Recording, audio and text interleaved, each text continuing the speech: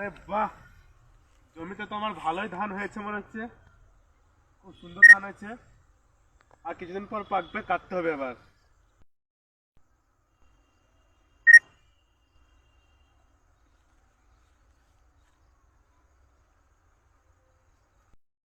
আরে প্রধান সাহেব না? প্রধান সাহেব, প্রধান সাহেব, আরে ও প্রধান সাহেব, প্রধান সাহেব, প্রধান সাহেব, ও প্রধান সাহেব, আরে ব্যাগটা আমাকে দেন। প্রধান সাহেব কেমন আছেন? প্রধান সাহেব এই ভালো আছে রে হিরেন, তুই কেমন আছিস? এই ভালো। ও দিয়েছ খবর ভালো তো? হ্যাঁ, খবর ভালো। ধান দেখতে এসেছিস নাকি? হ্যাঁ, এই জমি দেখতে এসেছি, ধান কাটবো তো এবার। হ্যাঁ হ্যাঁ, ধানটা তোর খুব ভালোই হয়েছে রে। হ্যাঁ, আল্লাহ দিয়েছে, ভালোই হয়েছে। ভালোই হয়েছে, বাকি সব খবর ভালো তো? হ্যাঁ প্রধান সাহেব ভালো। হ্যাঁ হ্যাঁ, বেশ বেশ।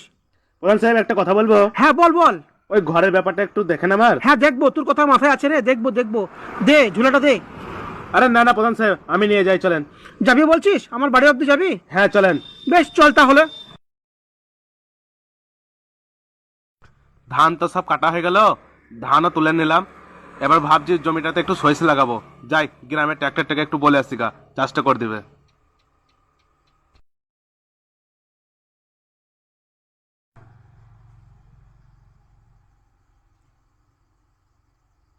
আরে প্রধান সাহেব না?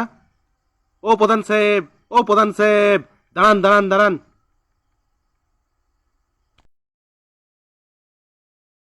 এত গরমে আপনি কোথায় যাচ্ছেন? এই তো বাজার করে নিয়ে এলাম রে। এই ঠান্ডায় বসেন, আপনার জন্য একটু ঠান্ডা নিয়ে আসি। আরে এসব দরকার নাই রে। আরে না না, আপনি এখানে বসেন তো। কি যে করিস হিরেন। আরে প্রধান সাহেব, এই নিন ঠান্ডা খান। এত গরমে কেউ বাড়ি থেকে বেরোয় প্রধান সাহেব? আমাকে বলতেন, আমি বাজারটা করে এনে দিতাম।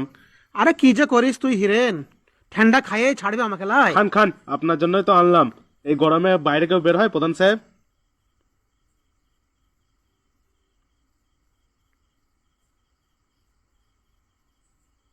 বেশ, বস তাহলে, বুঝলি, আমি যাই তাহলে। হ্যাঁ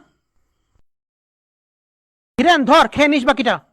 বলছি প্রধান সাহেব, ওই ঘরের ব্যাপারটা একটু দেখেন আমার। আরে বারে বলতে হবে না রে, তোর ব্যাপারটা আমার মাথায় আছে, তুই চিন্তা নাই। তুই পাবি ঘর, ঠিক আছে, তোর কোনো চিন্তা নাই। ঠিক আছে, চলেন প্রধান সাহেব, বাজারটা দিয়ে আসি। আরে যেতে হবে না তোকে। না, বাজারটা আপনার বাড়িতে দিয়ে আসি। চল, যাবি বলছিস যখন। আরে সুপারি গাছটা তো অনেক বড় হয়ে গেছে, কিন্তু ছাগলে তো সব পাতাগুলো খেয়ে নিয়েছে। যাই, বাজারে যাই, দিয়ে একটা বিষ নিয়ে এসে স্প্রে করে দিই গাছটা, নাহলে তো মানুষ হতে দেবে না।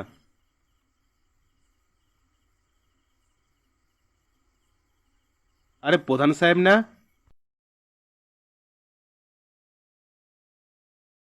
আরে প্রধান সাহেব, এত রোদে ছাতা না নিয়ে বের হয়? আর কি করবো হিরেন, বাজারটা করে নিয়ে এলাম, বুঝতে পারছিস। দেন দেন, বাজারটা আমাকে দেন। তুই নিয়ে যাবি? আরে দেন প্রধান সাহেব, একটা কথা বলবো। বল। বলছি ওই ঘরের ব্যাপারটা একটু দেখেন আমার। হ্যাঁ রে, ওটা মাথায় আছে, তোর লিস্টে নাম উঠবে। কারো নাম না উঠুক, তোর লিস্টে নাম উঠবে, বুঝতে পারলি, তোর কোনো চিন্তা নাই। ঠিক আছে প্রধান সাহেব, চলেন বাজারটা আপনার বাড়িতে দিয়ে আসি। বেশ চল তাহলে। পুকুরটা অনেক নোংরা হয়েছে, জলও কম আছে। এবার পুকুরটাকে সাফ করে জল ভরে মাছ ফেলবো। যাই, বাড়ি গিয়ে মাছালার সঙ্গে একটু কথা বলি। আরে প্রধান সাহেব, এখানে কি করছেন প্রধান সাহেব? আর বলিস না, গাছতলায় একটু বিশ্রাম নিচ্ছি, বুঝতে পারছিস। ও আচ্ছা আচ্ছা প্রধান সাহেব। ভালো করে টিপ, আরাম হচ্ছে খুলে খুব। প্রধান সাহেব, বল বল। আমার ওই ঘরের নামটা একটু দেখেন। আরে তুই চিন্তা করিস না, বললাম না, ঘর তুই পাবি। লিস্টে কারোর নাম না থাকলে তোর নাম থাকবে। তোর পাকা বড় হয়েছে তো কি হয়েছে, তা তোর নাম থাকবে, চিন্তা করিস না তুই। একটু ভালো করে টিপ, ভালো করে টিপ, সেবা কর, তবেই তো পাবি। ঠিক আছে প্রধান সাহেব। হ্যাঁ, ভালো করে সেবা কর, ঠিক আছে, বুঝতে পারলি, সেবা করলেই পাবি। প্রধান সাহেব, বলুন। সব বাড়িতে ইনকোয়ারি করা হলো, আচ্ছা। কিন্তু হিরেন বিশ্বাস নামে একটা লোক, ওর বাড়িটা মনে হয় হবে না, ওর নাম মনে হয় লিস্ট থেকে বাদ যাবে। কেন? কারণ ওর জমি জায়গা আছে, দুতলা পাকা বাড়ি আছে, পুকুর আছে, তার জন্য ওর নামটা লিস্ট থেকে বাদ যাবে। আরে না না, ওর নাম বাদ দেওয়া যাবে না। আপনি জানেন, ও ভালো, ওর তো থাকলেও পাকা বাড়ি থাকলেও জমি জায়গা থাকলেও ওর নাম থাকতে হবে, ও আমার খাস লোক। বাপরে, ওর নাম বাদ দেওয়া যায়? সবার নাম বাদ দেওয়া যাবে, কিন্তু ওর নাম বাদ দেওয়া যাবে না, ঠিক আছে? ওর নাম যেন নাম বাদ যায়, ঠিক আছে, বুঝতে পারলেন আপনি? ওর নাম থাকবে, ওর নাম আগে থাকবে, কেউ না পাক, কিন্তু ওর নামটা ও যেন পাই বাড়িটা, বুঝতে পারলেন? ওর নাম থাকবে, ঠিক আছে ঠিক আছে। বুঝতে পারলেন তো আপনি? ওর নাম যেন না বাদ যায়, ওর খাস লোক।